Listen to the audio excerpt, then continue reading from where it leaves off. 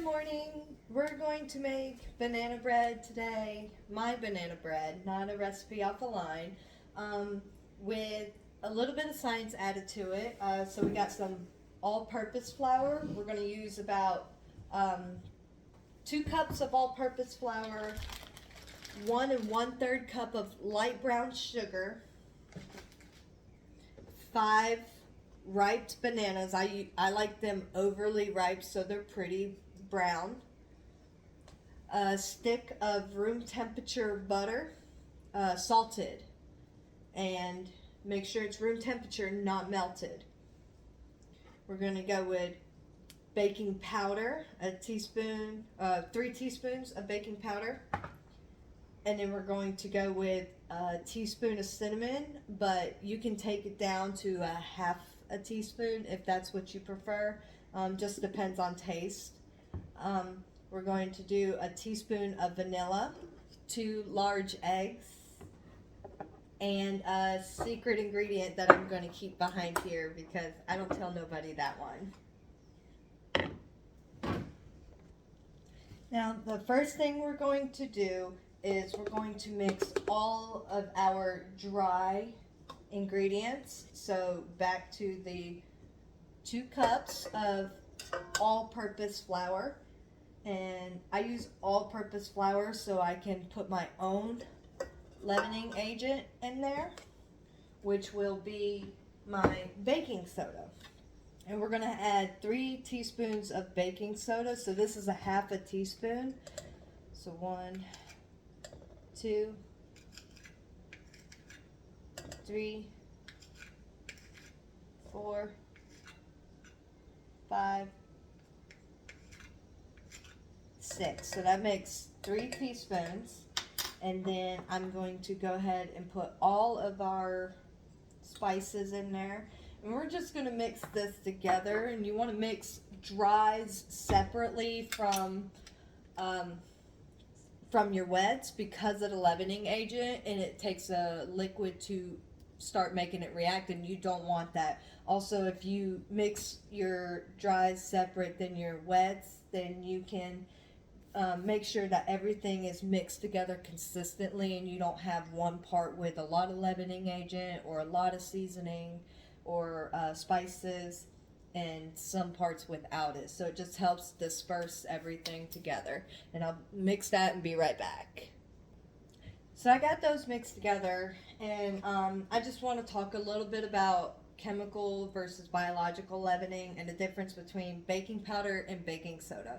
So chemical is your baking powders or baking sodas, and then you have your biological, which is yeast. And yeast are typically used in a dough, and this is a batter. So and the difference between that is a dough is you can hold it and manipulate it with just your hands. A batter, you're going to need a bowl because if not, it's just going to be everywhere. It's more water or any kind of liquid that's going to be in it. So that's why we're using a chemical leavening agent. And we're using baking powder because baking powder has its own acid in it to react to itself, whereas baking soda, you need to add an acid to it.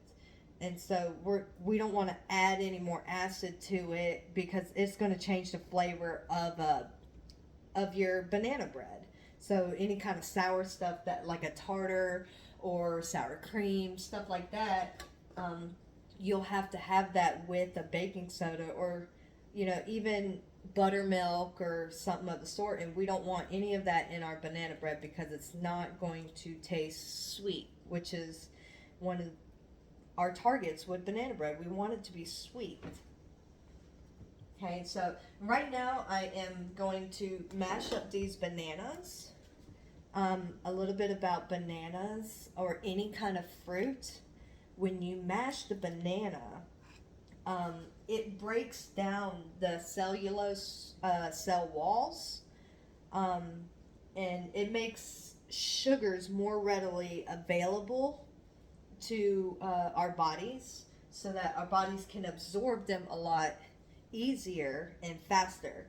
So that is why, like, when you crush a fruit in a smoothie or whatever, it contains more sugar than if you were to just eat a banana or eat strawberries or whatever that you choose.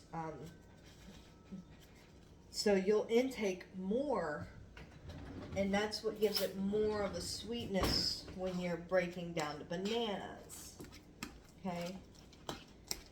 Now this is going to be our wet bowl, so I'm just going to break down the bananas pretty well. And I like them really ripe because if you can see, it kind of looks like I don't know. It's just a different consistency, and it makes sure that it's pretty mushed up. I do not touch my bananas when I go to make banana bread because I do not want the brown parts on the inside of the banana, so they hang.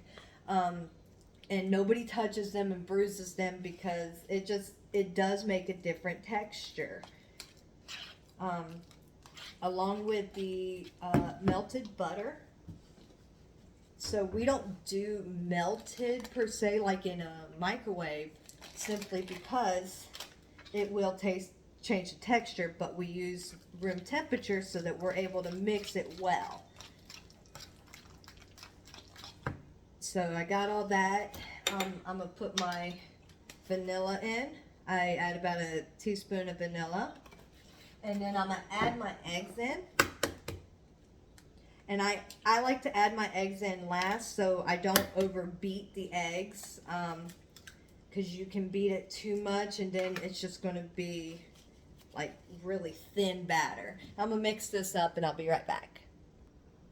Okay, so I've added most of the brown sugar and I'm going to put the rest of the brown sugar in there. So I like to use brown sugar because it has extra moisture in it, which is the same reason why I use salted butter, because it has more moisture into it, and 5 bananas. I like to have my bread really moist, and it's going to cause it to be a little bit more denser, so it's not going to be like a super fluffy bread like you would get when you make yeast bread, or if you want like a cake like. So it's a little bit more denser, and so it's filling, so you don't have to have very much, and I like it that way. So this is pretty liquidy with just 2 eggs, bananas, the salted butter. Which is why I don't add as much salt, because I'm already having salted butter for the use of the excess water that it has in it. So I'm going to pour this wet batter into the dries really quick, and then I'm going to get off here again and take a break, and I'm going to mix this, and I'll be right back. Now that I'm finished mixing, I'm going to add it into a dusted pan. So I put Crisco on, and then I put flour on, and you just kind of push it around like that. That'll help keep it from sticking when it bakes on. And I'm going to pour this into here. Now when it is cooking, it's going to break down sugars and proteins, and when they mix together, it's going to cause the aroma smell that you'll get when it is close to done baking. So when you start to smell it, it's letting you know, your body is letting you know, hey, this bread is almost done. It's like an internal timer that you have so that you can know when it's about done. So our body can smell thousands of different smells, and we have 5 different taste receptors, and one of those is sweetness, and that's what we're trying to get from here. So I'm going to put it in the oven at 350 degrees for an hour, and then we'll come back to it and see our finished product. Now that we got it out of the oven and checked it, we're just going to shake it out of here and put it on a rack to completely cool. Ooh. We're going to set it on the rack to completely cool, and here's our finished product.